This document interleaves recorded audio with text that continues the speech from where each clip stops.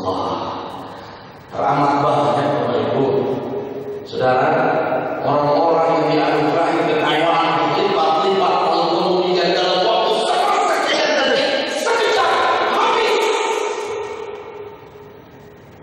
Berkah menjadi penting. Dia yang akan merawat, dia yang akan merawat anugerah yang Allah berikan kepada kita. Saya jadi teringat cerita ini. Saudara, ada pernah datang ke Raudhah ya? Nah, sebagian yang pernah datang bisa dibayangkan Raudhah ada di mana. Yang belum, kita doakan biar cepat pergi ke tanah suci ya. Amin. Adanya di Masjid Nabawi. Sekali gambaran, bila ini adalah Raudhah, batasnya adalah antara rumah Rasulullah terakhir dengan Sayyidatina Aisyah yang sekarang jadi makamnya Rasulullah, dan di ujungnya ada mimbar Rasulullah tempat khutbah. Mimbarnya seperti ini sekarang. Ini mimbar kita di Masjid Al-Azhar sudah seperti di Masjid Nabawi. Nah, antara rumah Rasulullah yang sekarang makam Nabi dengan Raudhah dan dengan mimbar, di area ini karpet hijau.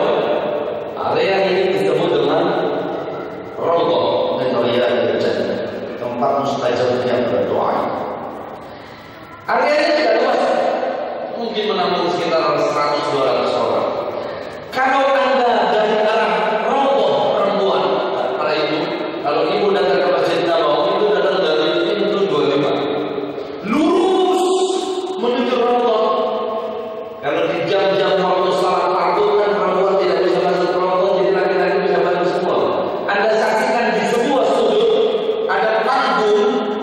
Panggung ini sekitar 50 cm tingginya, muat sekitar 60-70 orang, dikenal sebagai panggung ahli suffah. Ahli suffah itu penduduk Makkah yang hijrah ke Madinah, gak punya uang, miskin. Karena mereka miskin dan punya uang, tiap kali tinggalnya di beranda depan rumah Rasulullah di area yang sekarang disebut Raudhah itu. Jumlahnya fluktuatif, mulai dari 6-7 orang, 13-15 orang, 20-30 orang, sampai paling banyak 400 orang. Jadi kalau ada yang bilang Rasulullah itu miskin, belajar dari sirah Nabawiyah. Rasulullah pernah santuni orang miskin, kasih makan setiap hari sampai 400 orang. Saya tanya di sini ada yang kasih makan 400 orang sendirian, ada tidak? Takjil kita aja keroyokannya. Baru kelas takjil udah keroyokan. Subhanallah, saya mau belajar dari keberkahan Nabi. Ya. Di antara alumni ahli suffah ini namanya Abu Hurairah. Sahabat siapa Pak namanya? Abu Hurairah. Rasa lapar sudah beberapa lama tidak makan.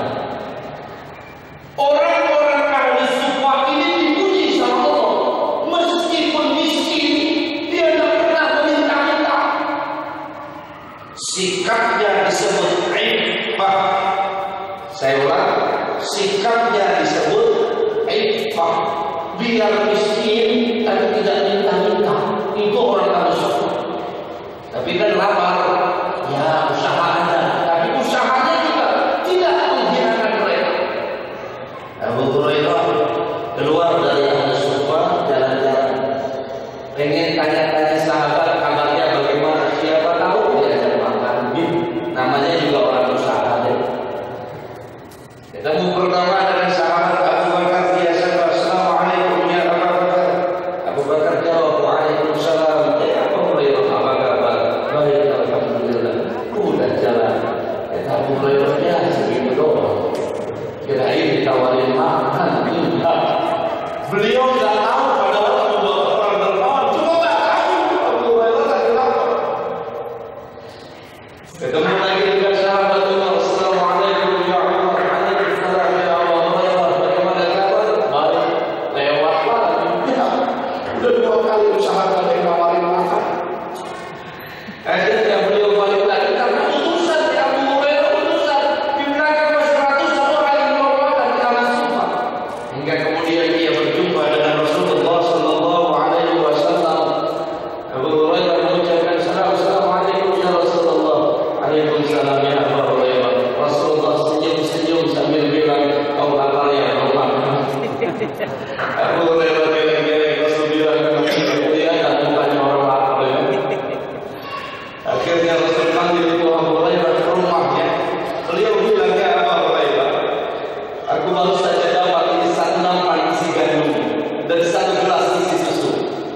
Berapa kembang yang lubang? 400 ya Nabi. Kau kumpulkan mereka, kau gilirkan satu-satu. Ini satu nampan isinya gandum, satu gelas isinya susu. Kau kelilingkan, nanti kau paling terakhir yang minum dan makannya. Abu Hurairah mikir, ya Allah, ini gandum cuma satu nampan buat 400 orang. Yang bikin dia mikir apa? Saya bagian terakhir. Kira-kira bagian dapat apa ini? Abu Hurairah yakin ini mukjizat Rasulullah sallallahu alaihi wasallam. Dikumpulkan dengan satu alas sofa, digilirkan satu nampan, gandum isinya satu nampan buat ratusan orang yang kumpul satu kebagian. Hingga satu orang satu tegukan air susu dari gelas itu. Hingga orang terakhir yaitu Abu Hurairah, satu nampan gandum belum habis, satu gelas susu belum habis. Menangis dia berkata, Rasulullah, ini masih ada ya Rasul. Itu jatahmu Abu Hurairah, 3 kali beliau minum. Sampai kemudian selesai semuanya dihabiskan, selesai semua. Saya ingin berkata, beginilah keberkahan yang Allah turunkan. Orang boleh melihat rumah kita kecil, orang boleh melihat pekerjaan kita sederhana, tetapi di sisi Allah, orang ini dicukupkan oleh Allah Subhanahu wa Ta'ala apapun yang dia inginkan. Maka jangan pernah kehilangan yakin. Saya selalu ditanya, Ustaz, ini aplikasi buku Gusti Allah buat saya. Allah tidak tidur, ini caranya bagaimana? Saya selalu bilang jangan kehilangan yakin. Makanya kemarin kita bahas yakinnya pakai kof, bukan pakai kaf. Kalau pakai kaf kita yakin seperlunya saja. Kalau Anda yakin kepada Allah seperlunya, nanti Allah kasih seperlunya juga. Tapi kalau Anda kuat yakin kepada Allah, bibirnya sangat kuat, maka itu yang akan Allah berikan kepada kita. Nah, saya mau kasih ilustrasi sederhana. Ada nggak di sini yang belum bisa berenang? Ada? Nggak usah dijawab, ya. Kalau masyarakat pesisir, Makassar, Papua yang laut biasanya jago semua. Tapi menurut Anda, ada nggak orang usia dewasa yang belum bisa berenang? Ada? Ada. Ada nggak orang di usia dewasa yang masih takut dengan ketinggian? Ada? Ada. Bu, saya tanya, anak-anak ada nggak yang takut dengan penampakan? Ada nggak? Ada. Kalau emaknya ada nggak yang takut? Pertanyaan saya, waktu seorang anak manusia baru lahir, usia 5 bulan, 6 bulan, kira-kira takut nggak dengan penampakan? Nggak. Tidak ada jabang bayi dimanapun berada takut dengan kuntilanak. Tidak ada. Dengan genderuwo, dengan pocong. Kenapa? Belum masuk konsep takut dalam pikiran bawah sadar. Belum kenal. Lalu mengapa ada orang yang kemudian jadi takut pada ketinggian? Mengapa orang takut tenggelam di air sehingga sulit untuk berenang? Boleh jadi ada pengalaman-pengalaman buruk yang tersimpan di dalam dirinya, terekam pada otak bawah sadarnya, lalu kemudian ketakutan-ketakutan itu yang membuat dia tidak berani untuk mengambil tindakan. Contoh ini terulang. Saya ketemu dengan seseorang yang niat buka toko, mau usaha. Usahanya bikin toko kelontong. Anda tahu toko kelontong ya? Kelontong itu kan serba lengkap, serba ada. Semua barang tersedia. Saya 10 tahun buka toko kelontong. Punya karyawan beberapa, selesai sudah. Sekarang dilanjutin karyawannya sampai nikah mereka. Nah, karena keluarga saya keturunan toko kelontong. Saking lengkapnya itu, makanya orang Jakarta menyebut toko kelontong itu toko palu gada. Apa lu mau gua ada. Saking lengkapnya. Kakek saya dulu bikin toko kelontong lengkap, mulai dari bumbu dapur sampai bumbu maju tersedia. Bumbu dapur itu rempah-rempah semua lengkap, sampai bumbu mayat dari kain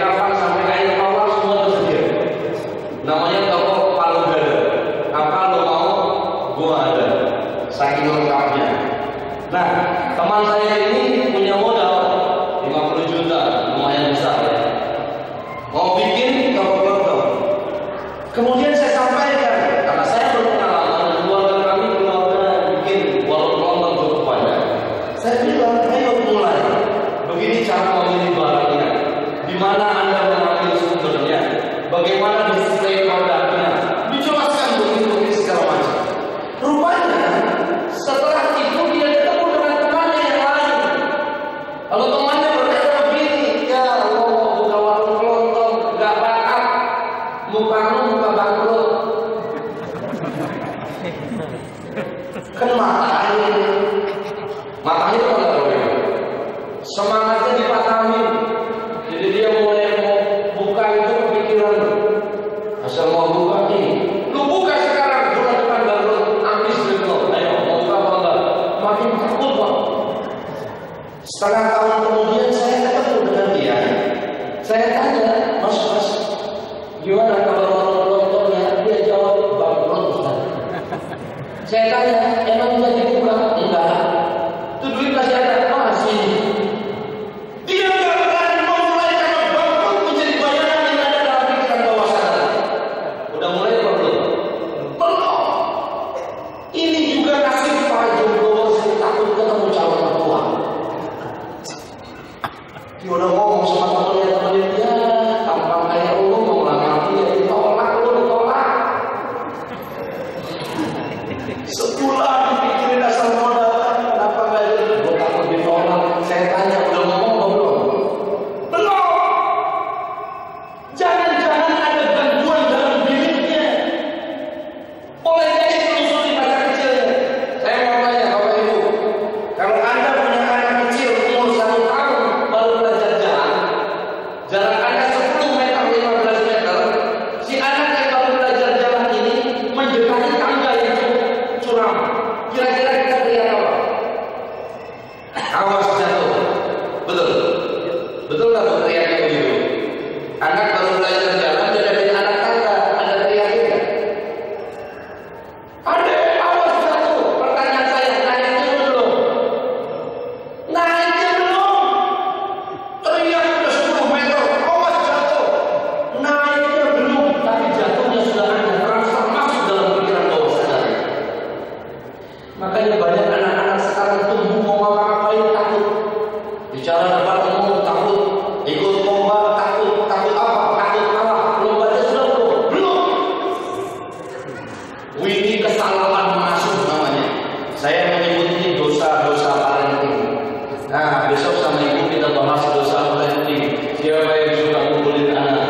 Siapa yang tangannya pernah membuat biru di paha anaknya? Sudah hamil nyubit sampai biru, bilangnya si anak protes. Ayah kenapa cubit aku? Ayah cubit karena sayang sama kau. Cubit kok sayang.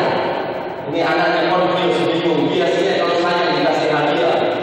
Ini sayang dikasih cubitan. Nanti anaknya punya adik yang cubitin terus. Ayahnya marah. Kenapa kau punya adik yang cubit-cubit? Aku sayang sama adik. Ini dosa parenting. Insya Allah nanti kita kaji beberapa bagian ini. Oke, saya katakan bahwa cerita-cerita tadi ingin membangun rasa keyakinan kita. Kalau belum terjadi, mengapa takut? Maka iman menjadi penting.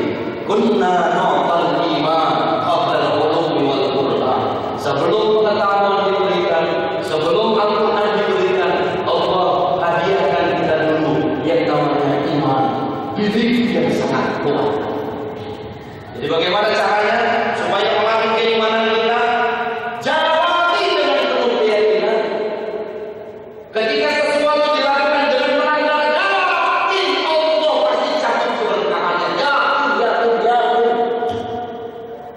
Tapi Ustaz dan baginya belum, pembelangannya juga belum, tendernya belum. Kenapa kejadiannya begitu? Karena bibitnya lemah. Anda apa yang Anda pikirkan? Saya ingat bahwa jamaah di Masjidil Haram waktu mau masuk masjid, dia bingung larang kiri kanan nyari tempat naruh sendal. Saya bilang udah bawa aja, bentar taruh di sini. Udah jalan saya coret lagi, bentar. samping pilar. Ini nggak kelihatan orang loh. Walhasil waktu sholat pikirannya cuma ke sendal. Begitu assalamualaikum, Ustaz, saya pulang duluan ya. Belum mau lihat sendal ya. Begitu sampai hilang pulang.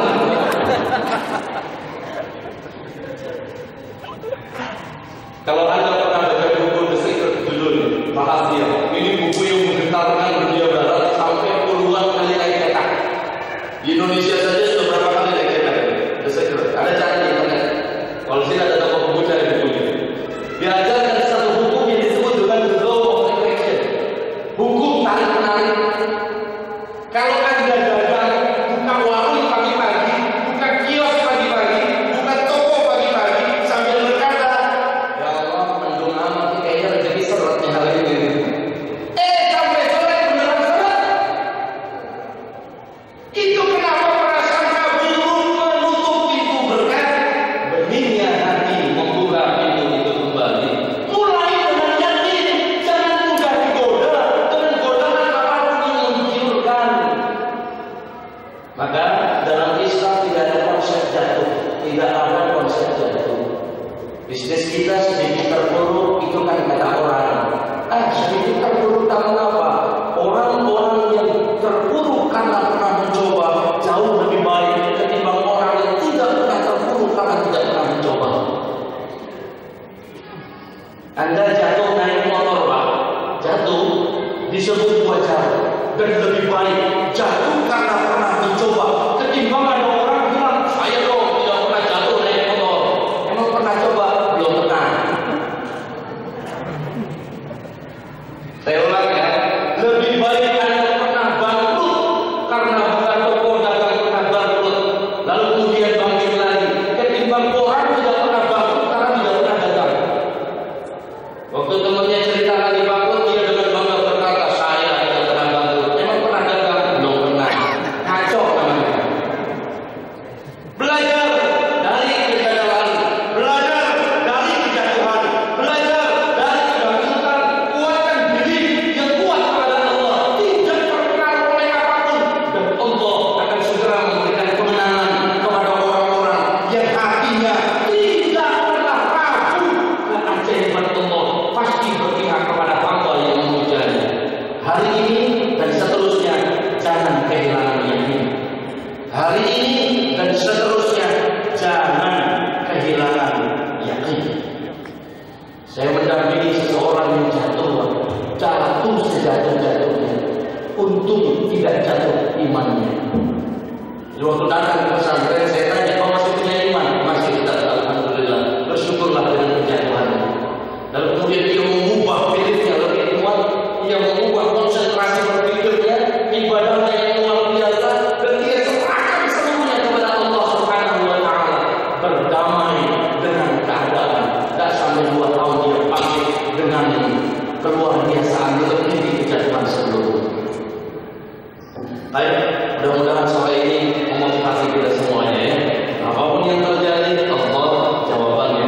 Insyaallah malam ini kita akan akhirkan bagian One Product Management dengan belajar langsung dari cerita Nabi Isa alaihissalam yang diberkati bagaimana kemudian Allah berikan keberkahan itu juga kepada umatnya Rasulullah sallallahu alaihi wasallam. Kita bacakan Al-Quran surat Al-Fatihah. Siapapun kita yang mungkin terpuruk, siapapun mungkin kita yang sedang jatuh, Allah Maha tempat kita bergantung. Allah akan tarik kita semua dari kejatuhan ini dan insya Allah dipertemukan dengan kesuksesan yang luar biasa. Betul niat. Al-Fatihah. Bismillahirrahmanirrahim. Alhamdulillahirabbil alamin. Arrahmanir rahim. Maliki yaumiddin. Iyyaka na'budu wa iyyaka nasta'in. Ihdinas siratal mustaqim. Siratal ladzina an'amta 'alaihim ghairil maghdubi 'alaihim waladdallin. Bismillahirrahmanirrahim. Alhamdulillahirabbil alamin. حمد الشاكرين حمد الداعمين حمدا يوافي نعمه ويكافئ مزيدا يا ربنا لك الحمد ولك الملك ولك الشكر كما ينبغي لجلال وجهك الكريم والعظيم سلطان. اللهم لك الحمد شكرا ولك المن فضلا وانت ربنا حقا ونحن عبيد قادرا وانت لم تزل لذاتك اهلا يا ميسر كل عسير ويا جالب كل كسير ويا مؤمن كل بخيل ويا مقوي كل ضعيف يسر علينا كل عسير فتيسير العسير عليك يسير يا من لا يحتاج إلى البياض الكثير حاجاتنا إليك كثير حاجاتنا إليك كثير حاجاتنا إليك كثير وأنت عالم بها وبصير. Duhai Allah yang menggenggam semesta jiwa dan hati kami, di antara kami saat ini ya Allah, ada yang sedang Engkau uji dalam kejatuhan, ada yang Engkau uji dalam keterpurukan. Kami ya Allah, terima syukur kami karena iman kami tidak turut jatuh, karena iman kami tidak turut terpuruk. Sore ini kami mengundang keterlibatan Engkau ya Allah, turunkan berkahmu untuk kami, berikan kesempatan berikutnya ya Allah. Kami berjanji dalam komitmen iman kami akan mentaati perintah-perintah-Mu ya Allah. Allahumma kuatkan kami pada saat berhadapan dengan seluruh ujian, godaan dan gangguan ini. Na'udzubillahi minasyaitonir rajim. Kami berlindung kepada Engkau ya Rabbana dari godaan-godaan syaitan yang akan memperkaya kami. Allahumma ya ilahana wa ya maulana, berikan kepada kami anugerah petunjuk-Mu ya Allah, untuk tahu bahwa yang hak itu hak, dan berikan kami kekuatan untuk menjalani yang hak itu. Tunjukkan kepada kami bahwa yang batil itu batil, berikan kami keberanian ya Allah untuk menolak seluruh hal yang batil yang membuat Engkau tidak ridha. Wassallallahu ala sayyidina Muhammadin wa ala alihi wa sahbihi ajma'in. Walhamdulillahi rabbil alamin. Subhanakallahumma wa bihamdika asyhadu an la ilaha illa anta astaghfiruka wa atubu ilaik. Assalamualaikum warahmatullahi wabarakatuh.